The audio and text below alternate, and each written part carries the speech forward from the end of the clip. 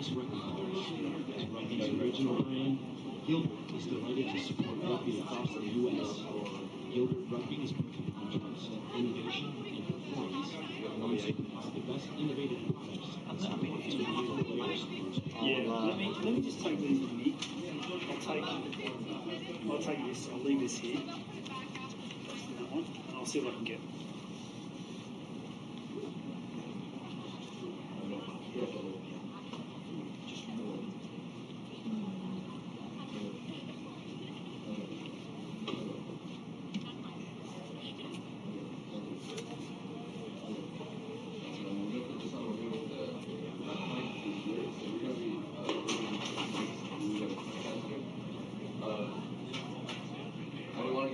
These mics too, so we can just get the levels.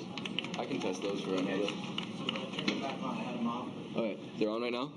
Testing, 1, 2, the Claremont versus Salisbury halftime. Okay. Salisbury versus halftime. Report. It's good? Next mic.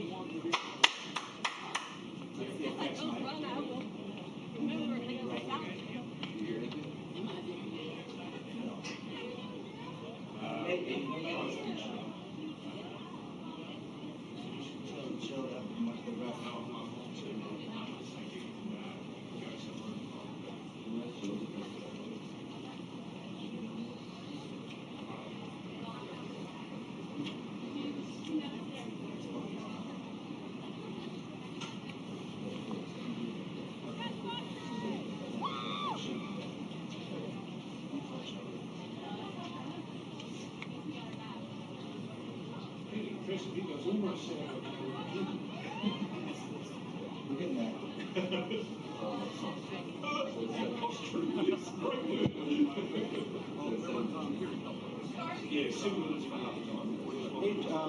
Can we test the left mic really quick? I think we have it, but all you need is to just yep. Okay, there's something. We should have something going with the right mic. Yeah,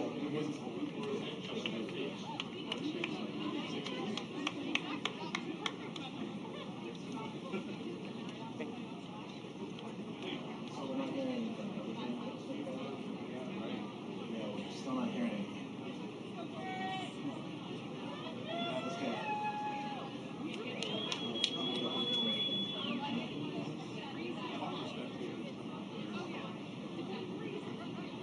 Come on, Salisbury!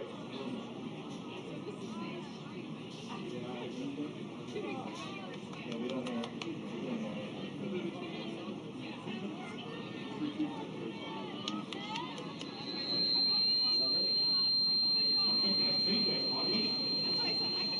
I can hear a thing spot and feedback.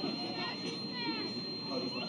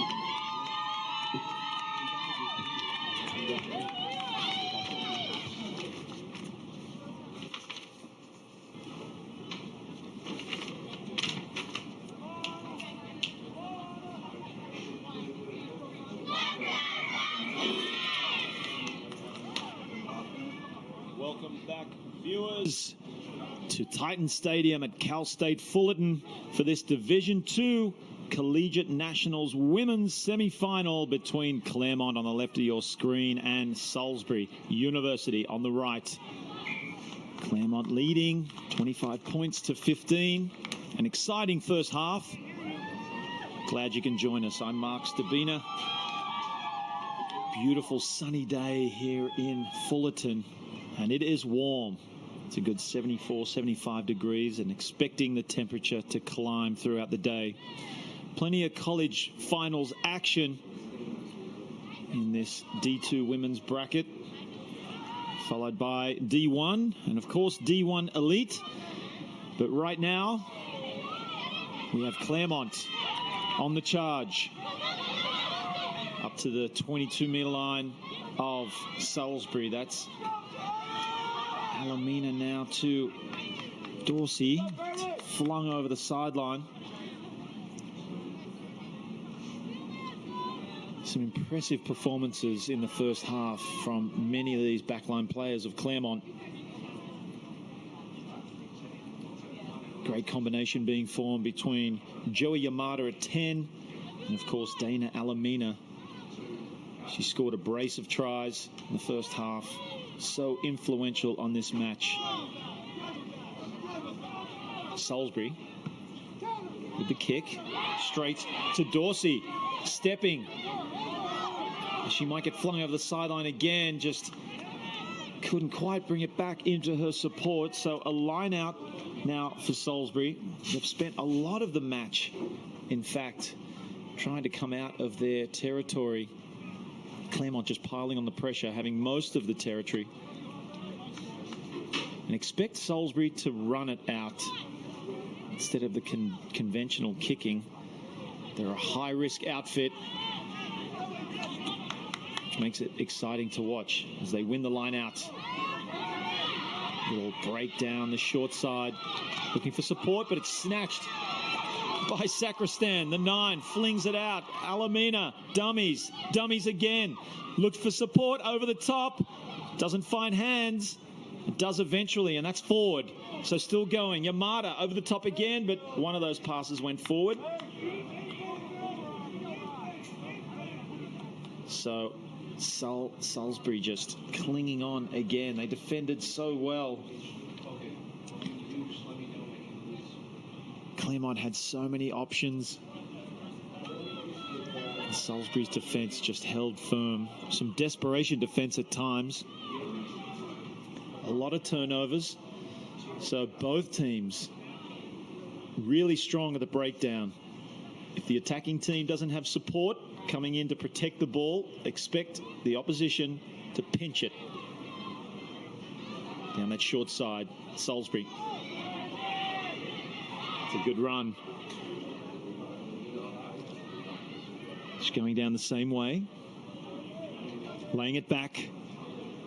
Little American football pass over the referee. He's going to bring it back for a penalty. Offside, he says, were Claremont. So just getting a little antsy in defense. These women from Claremont trying to pile the pressure on and prevent Salisbury from coming out of their 40 meters. But that kick will take them over. So they're just shy of the halfway. Done well to bring it out under pressure. And now have the line out throw.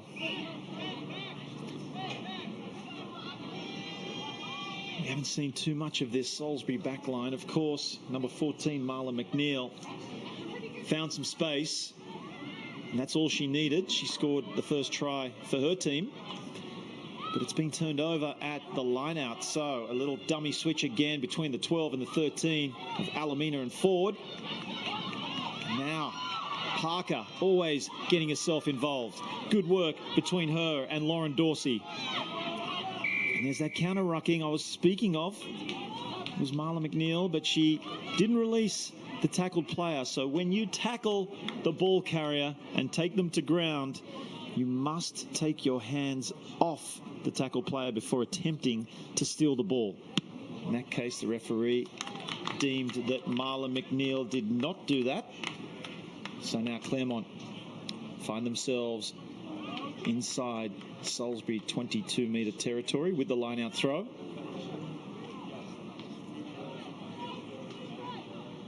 Piling on the pressure early on in this second half, just as they did in the first half with the first try of the game, making Salisbury work for every point they earned.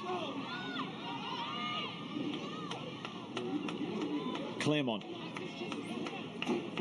Sacristan just digging in. Long pass from Yamada. And these women can just throw the pass so wide. Lavong Theong. Did she go all the way? That's a try for Claremont. Where did that come from? Fantastic play, and it all started with the backline play. Some long passing, stretching the defense. They found a way through.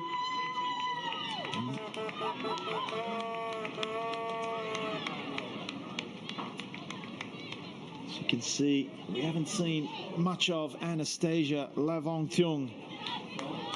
And she plays it quickly, and who else but Dana Alamina? She scored a hat-trick for this game. The captain and All-American. Well, she's been a force in this match. Dana Alamina, she just keeps going. I feel like she's had 1,000 touches of the ball, forming a great combination with her number 10, Joey Yamada. As you see on that occasion, just always in support. She was there for the quick play. Alexandra Parker with the boot as well adds the extras.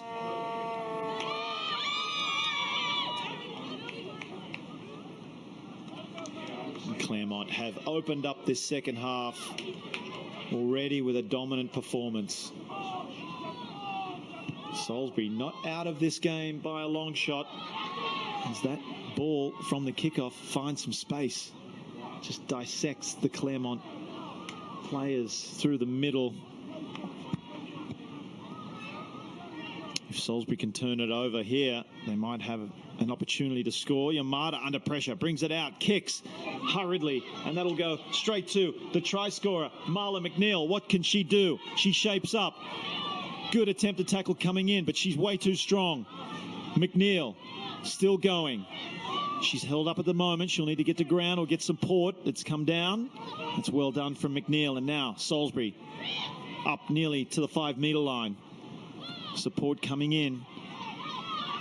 Slow ball. Pick and drive to the open. Inching their way toward the try line. Salisbury. And they're just picking and driving little by little, right and now left. Some strong forward runners, why wouldn't you? Up over the 5-meter line. Here comes Salisbury. Keeping it tight, keeping it close, using their big, strong runners. Hard to stop. Comes out one pass now to Cheney. Ball spits out the back. The referee will bring it back. He was playing advantage that whole time, so he brings it over. Salisbury looked to go quickly. They did it in the first half, and they scored the try. Just slowing things down. What will they do? Making a decision. Looks like they are shaping up for a tap kick again. Good run from Jones. Pick and drive again. And strong tackle coming in. That was Alamina. Out to the left. Good offload. Here comes another try scorer. She sets the sights for the line. Haley G. Still fighting. Upright. Finally gets the ball to ground. Salisbury looking ominous right now inside the 5-meter line. A little pass. Supported. 1 meter from the line. Salisbury surely, if they can get another phase or two, they will be over the try line, and they dive. The referee's there, puts the arm up. Try time Salisbury, and well deserved as well. They kept the ball in hand, kept it tight through the strong forward runners, and they have been rewarded with 5 points. So Claremont now 32.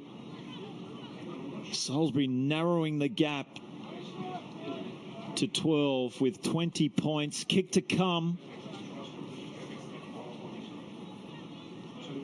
That was a great effort from Salisbury, working it all the way from their own territory, maintaining their patience, using their forward runners. And there you see the final blow to Claremont in that exchange. came in the form of the number 6, Kirby Given. And the extra points have been added. Conversion kick is good. So it's a 10-point game, folks, here in this Division II Women's Collegiate Semi-Final. We're at the National Championships. I'm Mark Stabina. It's a beautiful day here at Cal State Fullerton in California. These teams flying in from all over the country to battle it out for national championship glory.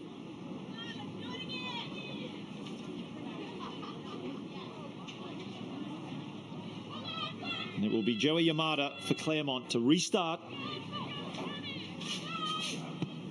She sends it high over to her left-hand side. That's well caught.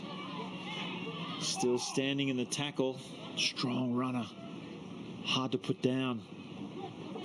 Haley G. Now, another strong runner. That's Lanham. Coming out to the open side. Little flick pass on the inside. Beautiful play. Up now almost to the halfway. Salisbury playing with plenty of confidence and some structure. Oh, good looping play coming out through the back. Haven't made too much territory with that. It was definitely pretty to watch as Salisbury come out now toward the sideline. Parker doing well. My mistake, that was Haley Sheldon. I haven't seen too much of Haley Sheldon. She's a great player. Coming back to the short side. Salisbury finding some space. McNeil. That's a good tackle from her opposite, Lauren Dorsey. There was only one way to do that, and that was fly in and tackle low. It's a turnover to Claremont, just over the halfway. So they find some space, perhaps. No, flung down. Good tackle. Alina Seifert couldn't find a way through. She spotted some space. Thought she was in the clear. Just came down that short side. Her attempts were thwarted. So Salisbury now with the line out, just shy of their 50-metre line.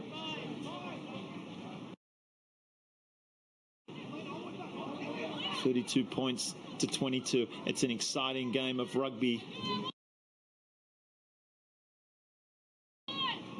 Still plenty of time for Salisbury to grab that lead. If they can maintain possession. This has been their most comprehensive 3 or 4 minutes of the match. Being very upright out. Ball finally comes out for Salisbury. Great defense from Claremont and good ball possession.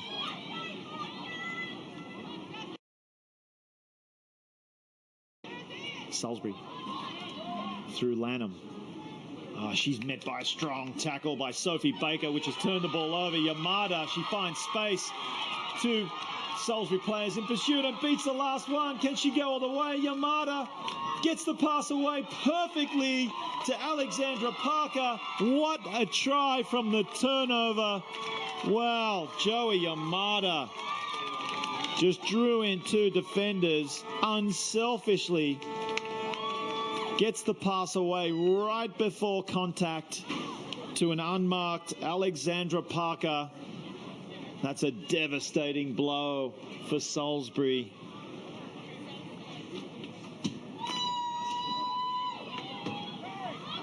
You can see Parker there just dotting it down with immense satisfaction. She's had a fantastic game.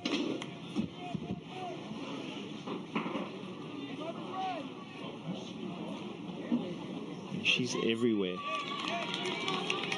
including with kicking duties. She lines it up, gets a nice strike this time. Just waved away to the left. So Claremont unable to extend their lead. They are in front, 37 points to 22. If you're just joining us, welcome. You've come just in time for an exciting semi-final clash in this Collegiate National Championships for the Division II women. I'm Mark Stabina. Of course, joining me is legend of Australian rugby, Johnny Cox. Yeah, excellent game here today, Mark. End-to-end stuff. Both teams really punching and counter-punching. But as we've seen, Claremont very strong with the ball in hand as they hack it downfield. Dear. Just a little mistake there on the sideline. Did well to get back. Yeah, absolutely the right intention, you know, in terms of getting back, securing possession, not letting the ball go out. Just you know, the finest margins. You put your foot on the line. Only has to be on the line, of course, in rugby, and it's out. It was Sydney Hobbs on that occasion, doing her best to turn, get back and retrieve the ball. Fortunately stepped out, so we have a line out, successfully won by Claremont. Alamina, flick pass out the back. She's so talented. What a skillful player. Oops. And finally, Dorsey flung to the ground. She manages to stay in. It's good play from her as the reinforcements come in, and that's Ribera, the captain of the forwards, I should say. Yamada, that little switch dummy play, flinging it out now to Ford. Bunching a little now, Claremont. Some fatigue setting in by the looks of things. As Yamada comes in, acting scrum half, finds Elena Seifert. Yamada switching back. Alamina. That's the 19,000th time they've done that play. Maybe 18,000. You're right. Exaggerating there. There's a player down in back play. Looks like Ford. And a little unorthodox backwards kick over the sideline from Yamada. There's a couple of players here from Claremont who are down with injuries. Let's hope there's nothing too bad. But the number 9 there for Claremont, I think it's Grace Pierre, just choosing to kick the ball out, stop play, so we can have a moment here. Also, the referee getting attended to for his microphone. But you saw in that last attacking play, just the composure really for Claremont. A lot of pressure there on Yamada. She doesn't get flustered. She just steps the oncoming player and then moves the ball wide. And some really nice continuity from Parker and Dorsey on the right-hand side. But again, it's that defence from Salisbury. They really line up well. They're really coordinating their defensive patterns. They're coming up together, making it difficult for Claremont to build phases unless they get that initial go forward. But looks like Monica Ford here is making her way to the sidelines, and it's going to be number 22, Catherine Weiss, who's going to be coming on, it looks like. Catherine Weiss is a psychology major. And we'll see where she fits in. They might do a little reshuffle. We'll have to see. She's going to slot straight into outside centre, or maybe pop herself on the wing and bring in another player. Let's see how that all pans out. We still have one more player down here from Claremont who hasn't actually got to her feet. So that's, again, some attention that we need. So working out what's next here for Claremont in this stage of the game. So a little bit of concern here for the Claremont player. So obviously taking our time, I'm sure. Well, let's hope that it's nothing too serious and we can all be back pretty soon. But rugby is a collision sport, and these things do happen. But she's being helped to her feet here, the Claremont player. And Johnny, as this player's helped to her feet, just a technical point. We mentioned Yamada before. definitely an area of concern because she's calling the shots and really doing some damage, linking well. But there's one thing we spoke about before that doesn't seem to have been addressed by the Salisbury team is you notice when she drifts across field, she turns her back to the defense. That would suggest that she's not a threat, and she is already preempting that she's going to pass the ball. So I feel there's an opportunity for Salisbury there to race up and put pressure on. They seem to be holding off her and giving her time, where maybe, just maybe, they can shut her down a little bit when she does that. Yeah, absolutely. It's a really good point. She also drifts across and looks to pass from the other hand, so just a little weaker on one hand than the other. So looks to generate some speed there in the pass, which is okay if you're doing it quickly, but if you're dwelling on the ball, as you say, that's an opportunity for the defence to come up and pressure. Well, one thing that is happening when she does that is she is finding a good, hard, straight runner on the end of that pass, which makes the attack that much harder to defend, as Salisbury now with the ball from the line out. Quick hands. Coming back into the traffic.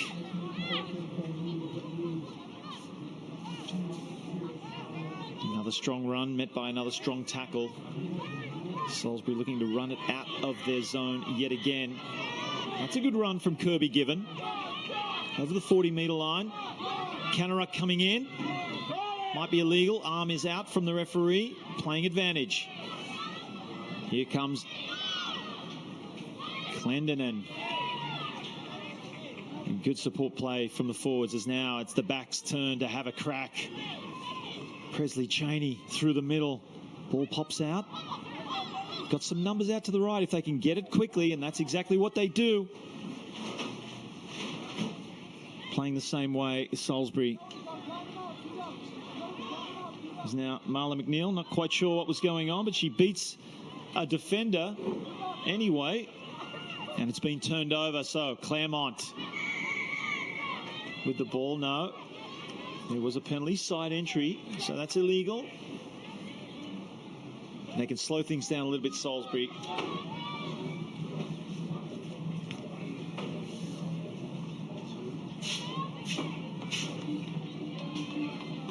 It's a better play there from Salisbury. It's a nice direct running from them, putting Claremont under pressure. See what they can manufacture from this line out. Got about 20 minutes to go in this, and just over 2 scores behind, so it's not out of their reach by any sense of the word. They will be looking to score next, Salisbury, if there are any hope of reining in this Claremont team.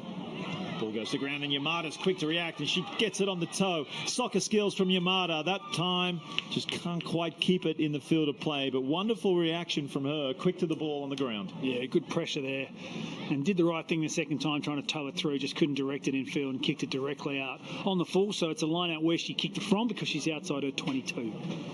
So we now have Salisbury back in possession, but they're in their own half, which makes life a little more difficult for them. A couple of changes on the Claremont side with those injuries. Just get those clarified for you in a moment.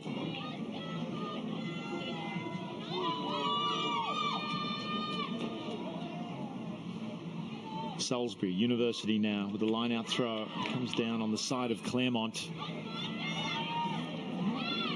Yamada. Alamina. Dropping it back on the inside this time. Normally she is the one to have the ball. That was Catherine Weiss. Switch play again between Yamada and Alamina. Why not? It just keeps working, but on that occasion, turnover. So a little loose at ruck time. Could have been a hair pull there. The assistant referee has her flag out.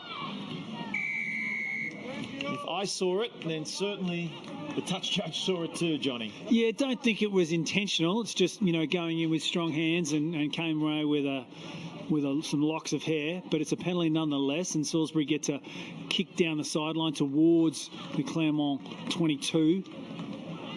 And again, another line out, which has been working well for them. They had a couple of driving mauls. I think they could go back to that, actually. It's not a bad option for them. And then look to move the ball right and get the ball in the hands of Marla McNeil, who every time she gets it is a threat. She's beating one, maybe two, and offloading, if not scoring a try.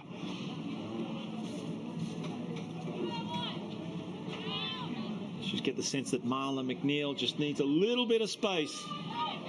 She can even beat defenders in close quarters. Get her out in the open, and she is hard to stop as Salisbury now win the line out, and Hayley G, the try scorer, brings it up. Oh, great run from the replacement, Caitlin Jones. As Salisbury look to find the 22-meter line of Claremont, and they will find it through Hayley G, because she is very hard to put down. Salisbury looking good, but equally is that defense from Yamada, who is half the size of the ball carrier on that occasion. Gutsy play from Yamada in defense, but great stepping now from Elisa Rivera. She's been happy to pass most of the game. She just showed then that she can run. Quick tap now. Here we go, Mercado, the number 9 for Salisbury. Takes it forward.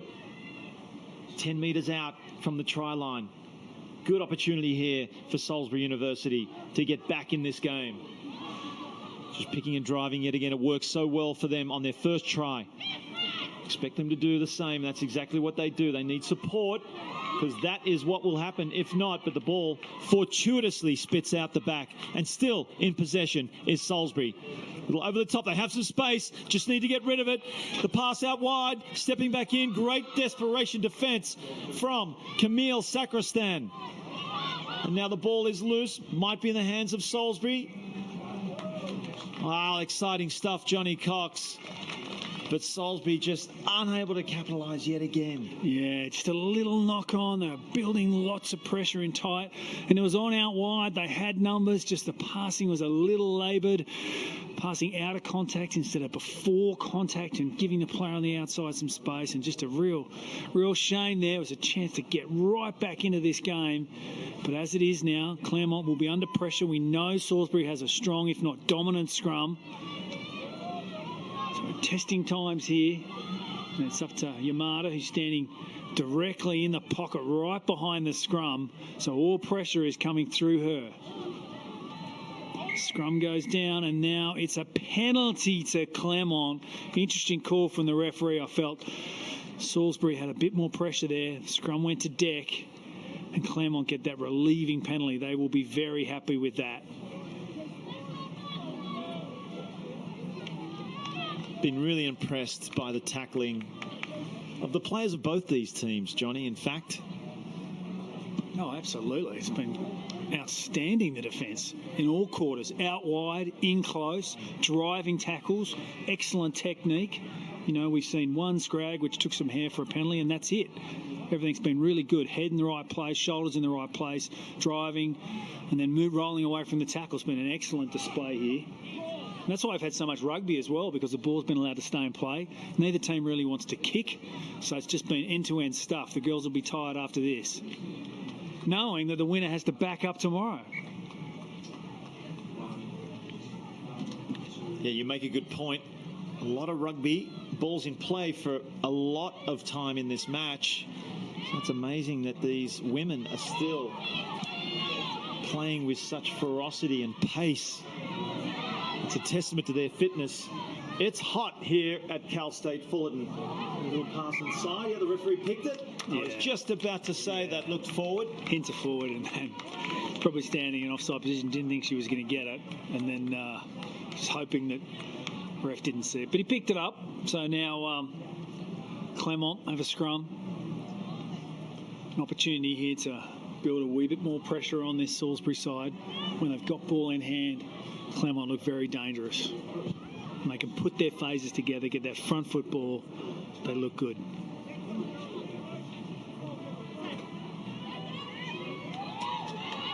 Just over 12 minutes left to play in this D2 semi-final between Claremont and Salisbury University. Claremont College leading the match. And this woman right here has been a big part of that. 3 tries for Dana Alamina. Another big tackle. Flung to the ground. Yamada Back to Alamina. Surprise, surprise. Another switch play. Was that a knock on? Referee said she just released it. And she sets away Ernest on that occasion. Great support play from her as Claremont have brought it all the way up to within 30 metres of the try line. Slowing things down will give them a much needed rest as Yamada, standing in position, flings that ball out to the replacement, Catherine Wise, and slicing through is another replacement, is it? Dayla Waller brings it all the way around under the posts, and Claremont surely are racing away with this one. They will be hard to stop now, Johnny Cox. Oh, super try there.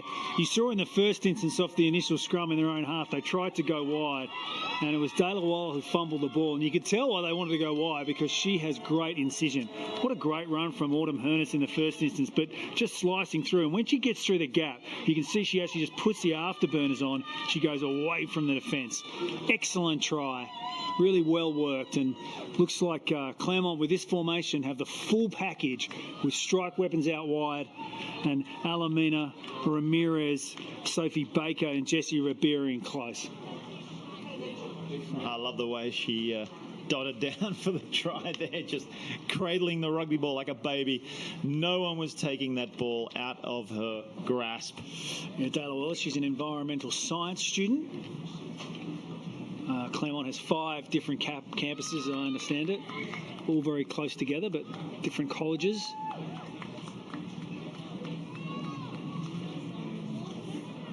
Another successful kick by Alexandra Parker. She's mounted a nice little individual tally today. Scored a try herself as that quick kick has come up in the hands of Autumn Hernus over the halfway now. Claremont looking to put the nail in the coffin if they haven't done so already. Just up to the halfway. Yamada. Oh, dummies this time to Alamina. Out to Parker.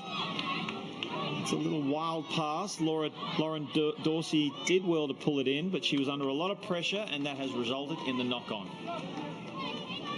Yeah, good defence out wide. Yamada switching it up there, dummy on the inside and going wide, but just a little laboured in the transfer from the fullback coming in the line and hitting the winger. The winger there got defender and ball. Never the best arrangement, quite frankly, but some really nice defence there. And yeah, just a little knock on in the transfer we see. But Salisbury remaining committed, remaining physical, as you'd expect, a semi-final. Leave everything out there. Another technical point. I love picking your brain on this, Johnny Cox. You just see the knock-on coming in came from just a wayward pass, just in panic in the tackle. What would be your recommendation instead of just throwing the ball wildly like that when you're in contact? Well, just don't transfer on trouble. There's a more colloquial expression for that, but you know, just don't pass the ball, leave the ball in a better position than when you got it, basically. So just hold it, be strong, take a second or two in contact if you need to, make a good presentation, and your team will benefit from that rather than just shoveling it on. Shovel on the pain. It's going to come back to bite you. Yeah, you said the key word there is be strong. Many ways to be strong. You just see a lot. Sometimes in contact we see very upright positions. It's not a strong position. You just drop that body weight a little bit, bend the knees, get low, make it your prerogative to just drive, and you buy some time, and then you avoid that possibility of having the ball turned over or being driven back. On that occasion, there was just a bit of panic. She knew she was not in a strong position, threw the ball, and poor old Alexandra Parker couldn't bring that one in. And I think part of it as well is making strong decisions. So just encouraging the players to make what they think is a strong and good decision. You know, I think that mindset is really helpful for players. Exactly right. It's being caught in two minds, being hesitant. That is troublesome as Yamada slices it off, and well brought in by Marla. McNeil, so strong. Super athleticism from McNeil. Gets the ball away. It's Kiara Harbour. Does well to get it back in. That's the fullback Sheldon. Bring it back into support. Coming back down the short side. Could be given. Out to the open. Looks like it was, yes, a little, well, knock on from Claremont, was it? As Yamada looks like she might be cramping. Yes, she is. Expect to see a bit more of that from these players. It's hot, losing a lot of fluids. Yeah, Yamada here with a little bit of cramp, but she's a bit lucky then. I thought that was a knockdown. It was a penalty for mine, but the referee decided just a knock on. I think what I'd like to see from the Salisbury players a little bit more is passing before contact.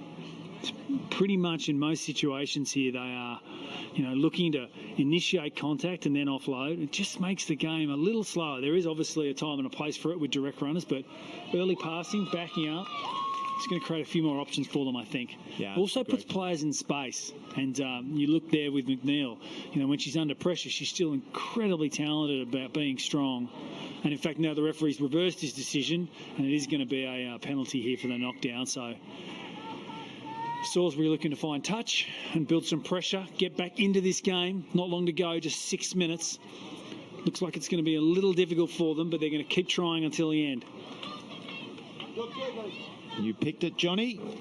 Intentional knockdown. And now Salisbury find themselves with a line out right on the 22. You will see them fight to the death.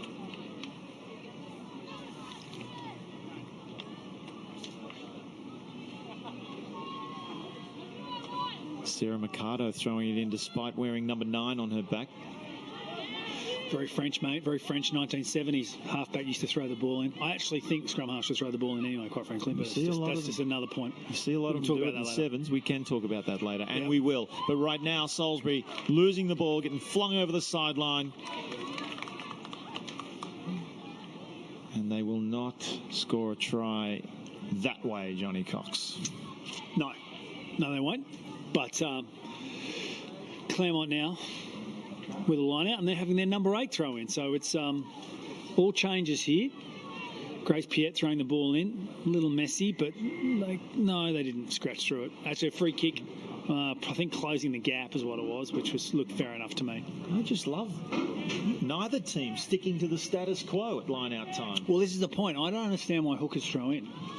I mean, let's be honest. They spend most of their time with their heart rate at 160. They're not fine-tuned, high accuracy players. They're bash and bang and all that sort of thing. Why not let the people that deal with this high skill set throw the ball in, like the halfbacks? They can always run around and take off the top if they need to move to midfield.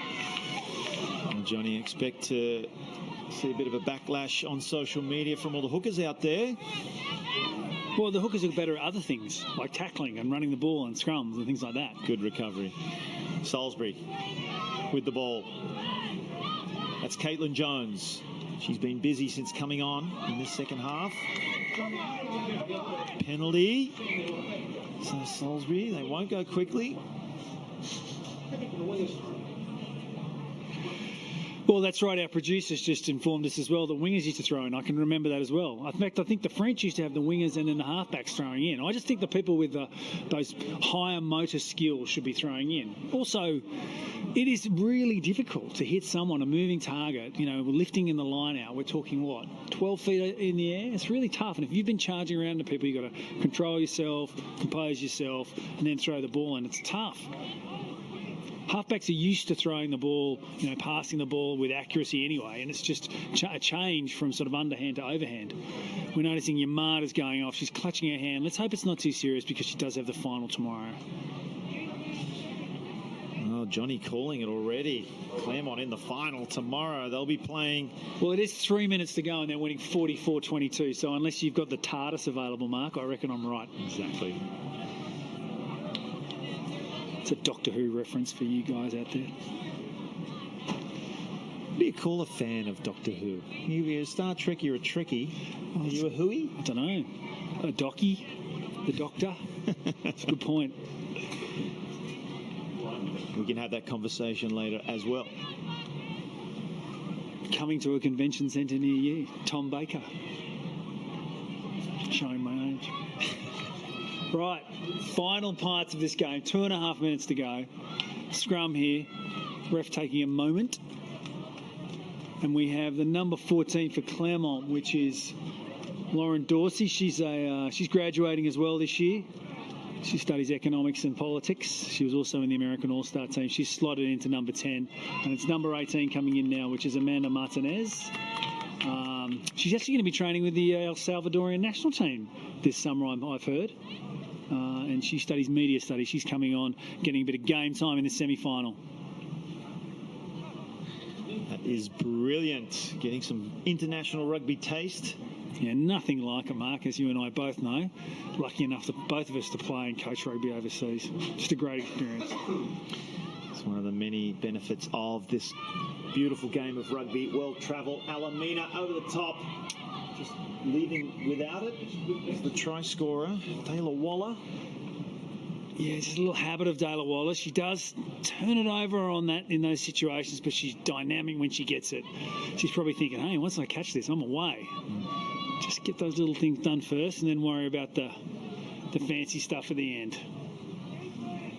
Defend Dayla a little bit on that occasion. I think the pass was a tough one over the top. As you mentioned before, there seems to be the attempted passing either right on contact or just after instead of before. It just makes it a pressure pass. Like trying to pass over the top of a defender getting in between.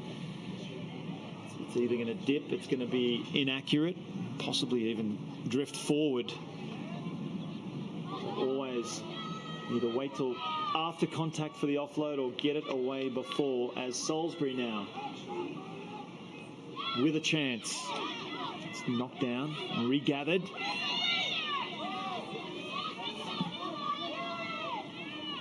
Under a minute left to play. Claremont leading this semi-final in Division 2. We're watching the national championships, folks. Salisbury, will they have the last say in this match? Kirby Given.